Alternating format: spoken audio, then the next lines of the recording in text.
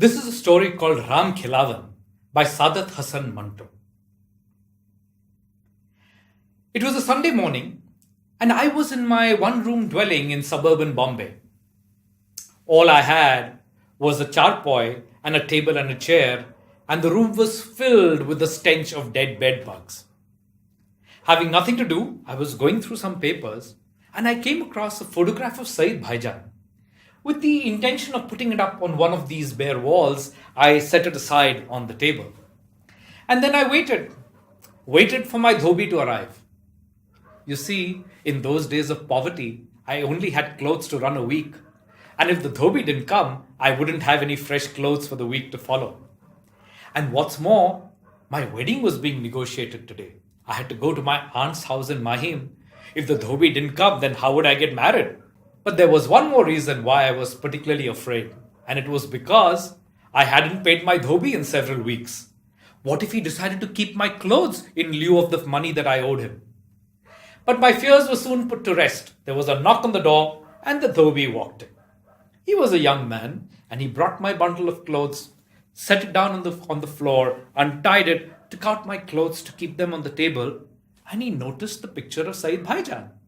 And he said, "Hey, this is Barrister Said Salim." I said, "Yes, you know Said Bhaijan?" He nodded his head and said, "Barrister Said Salim used to stay in Kolaba. I washed his clothes for 2 years. And when he left, he gave me a turban, a kurta and a dhoti, all new." I told him that Said Bhaijan was my brother. And Dhobi sort of didn't believe me. He looked around incredulously at my one-room apartment and thought, how could Said Bhaijan, who lived in Kolaba, and I be brothers? And I had to explain to him that all 5 fingers of the hand are not the same. And my brother was a barrister who now migrated to Fiji, whereas I was a struggling writer. Dhobi nodded and turned to leave. As he was leaving, I put my hand in my pocket and realized that I had about 8 annas in it. But if I gave him the money, I wouldn't have money for the bus to Mahim. And after all, my marriage was being organized. So I decided against it. But I wasn't without a conscience. So I called after the dhobi and I said, "Dhobi, I hope you're keeping accounts." Dhobi turned back and said, "Sahab, I don't keep accounts. Whatever you give me, I'll take. I washed Barrister Said Salim's clothes for 2 years, and when he left, he gave me a dhoti, a kurta and a turban, but in those 2 years, I never kept accounts. Whatever he gave me, I took." And saying that, with a salam, my dhobi left. It turned out to be a good Sunday after all. I went to Mahim, and my marriage was fixed up, and I got married in due course. And along with marriage, my fortunes changed as well. I seemed to get a lot more scripts to write. And with the affluence, we moved to a better place, lived in a better locality, and the dhobi started getting paid on time. I told Begum about the generosity of my dhobi during my bachelor days. But Begum was most cynical. She said, "Of course they won't keep accounts. That's how they cheat bachelors like you. I'll teach them a lesson," she said. So one month, when about 100 clothes had been washed, she called the dhobi and said, "Dhobi, here is your money for 60 clothes." The dhobi touched the money to his forehead and turned to leave. And Begum called him back and said, "Dhobi, why don't you keep accounts? You had washed 100 clothes. Here's the balance money." The dhobi took the money, touched it to his forehead once again and said, "Begum Sahab, I don't keep accounts. Whatever you give me, I'll take. I worked for Barrister Said Salim for 2 years and I never kept accounts. And when he left, he gave me a dhoti, a kurta and a turban, all new. I'm now so happy that your Sahab has also become a big man." And with that, Begum and Dhobi formed a bond that would last for many years. They became good friends. In fact, there was once a time when the dhobi didn't come for several weeks, and Begum became quite worried. So she asked around some other dhobis and found out that he was quite unwell. So she took her maid and her driver in a car and went in search of the dhobi. And she finally found him, and he was very ill, and she took him to the hospital and made sure that he got nursed back to health. The dhobi was forever grateful that Begum Saab took him in her own motor car to the hospital. He was forever indebted. Many more years passed, and unfortunately, the partition was upon us. Along with the partition came the riots between Hindus and Muslims. And Bombay didn't escape from it either. Begum got quite worried and went back to Lahore to her maike. And she pleaded with me to follow as well. But I still had some scripts on hand. So I promised that I would finish the work that I had on hand and then follow in a short while. I was also worried for my dhobi. I stayed in a predominantly Muslim neighborhood, and dhobi was obviously a Hindu. So one day I told dhobi, I said, "Dhobi, I think you should stop coming now." Dhobi characteristically told me, "Saab, you don't worry about me. Nothing will happen to me. And when you write to Begum Saab, please tell her that Ram Khilawan gave his salam." Ram Khilawan. I realized that for the first time in 20 years, I realized that my dhobi has a name, Ram Khilawan. In the next few weeks, I actually finished off all the scripts that I had. And I decided why not now leave for Lahore, because Begum was constantly sending me telegram after telegram. So I decided, let me go to Lahore before waiting for Sunday. And as usual, my clothes were with the dhobi.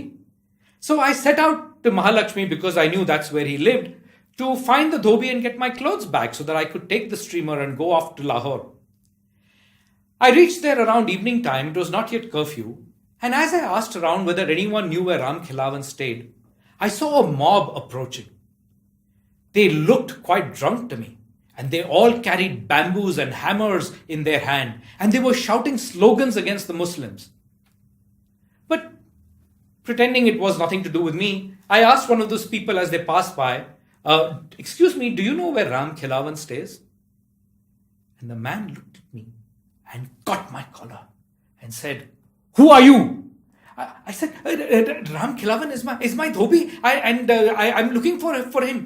And the man who caught my collar said, "Ram Khilawan may be your dhobi, but whose dhobi are you? A Hindu's dhobi or a Muslim's dhobi?" I said, "Ram Khilawan is my dhobi. He's been washing my clothes for 20 years. When he was sick, my Begum took him in a car to the hospital." "Oh, no, not my Begum. My wife, my Memsab took him to the hospital." And as I said those words, I realized that I was being so wretched that I would sacrifice my soul to save my skin. And that wretchedness made me feel reckless. And I said, rather bravely, "I am a Muslim." And when I said that, the mob broke into a cry, "Kill him! Kill him!" But the man who held my collar said, "No, Ram Khilawan will kill him." And so a cry went out for Ram Khilawan, "Ram Khilawan! Ram Khilawan!" And from a distance, I saw my own dhobi, Ram Khilawan, appear. And he too was walking in a gait which quite obviously made it evident to me that he was quite drunk, and he carried a hammer in his hand as he approached us. And I shouted as he came close by, I said, "Ram Khilawan!" He just came up to me and grabbed my collar and said, "Ram Khilawan indeed," and raised the hammer. And with all hope draining, I told him, "Dhobi, you don't recognize me." When I said that, he peered at my face and said, "Saab? Saab? This is not a Muslim. This is Saab. This is Begum Saab. When I was sick, Begum Saab took me to the hospital. He's not a Muslim. He's Saab." And he started fighting with his friends as to what should be done with me. And in that confusion, I managed to escape and I ran all the way home. I have never been more scared in my life. This is the closest I had ever come to death. I decided this was it. If there was any doubt in my mind, I had to go to Lahore. There was no way I could continue to live in Bombay. I called for my steamer ticket for the next day, and I was determined that I would leave and never return to Bombay. The next day, I waited impatiently at home, packing whatever I could carry, waiting for my steamer ticket to be delivered. There was a knock on the door, and I thought it was my steamer ticket, and I opened the door, and there was Ram Khilawan, my dhobi. And he had my bundle of clothes. Refusing to look me in the eye, he brought in the bundle and placed it on the floor. He untied it, took out the clothes, set them aside, took a few steps back, and stopped and said, Sahab, you're going? And I told him rather matter of factly, yes, Dhobi, I'm going by the streamer today itself, and I won't be back. I'm going forever. Dhobi stood there and said, Saab, I want to tell you one thing.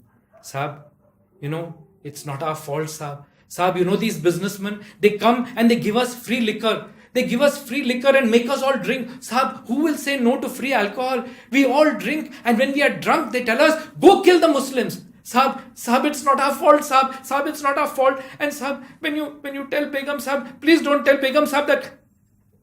And he choked and turned around and headed for the door. As he was leaving, I realized I had to pay him. So I reached for my wallet and said, Dhobi, wait. But Dhobi was gone. That day, I left Bombay forever indebted to my Dhobi, Ram Khilawan.